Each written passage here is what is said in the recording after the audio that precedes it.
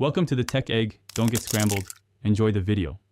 You start by preparing your iPhone so the process works reliably. Enable iOS 16 or later, free up 2 GB, and install a reputable Android VM or cloud app from the App Store. Next, sign into the Google account you'll use. Make sure two-factor authentication is set up so sign-in challenges don't block the flow. Once those pieces are in place, open the VM or streaming client and choose the Google Play option to begin authenticating and browsing apps. Inside the Android environment, sign into Google Play exactly as you would on Android. This lets you download apps directly. If the VM supports sideloading, prefer Play Managed installs to keep updates automatic and safe. Configure app permissions to match iOS privacy expectations and change background refresh so battery and data behave predictably.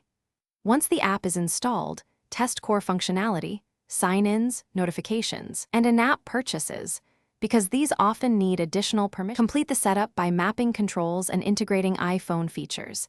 Enable file sharing, connect keyboard input, and permit notifications so the app feels responsive. Make sure your payment methods and subscriptions show correctly in Google Play to avoid purchase failures. If something breaks, app crashes, auth loops, or missing notifications, first clear the VM app cache, force quit and relaunch, then re-authenticate Google Play. This resolves most session and token issues quickly. If problems persist, reinstall the VM client and repeat sign-in. Thanks for watching. Consider subscribing if I helped unscramble your problems.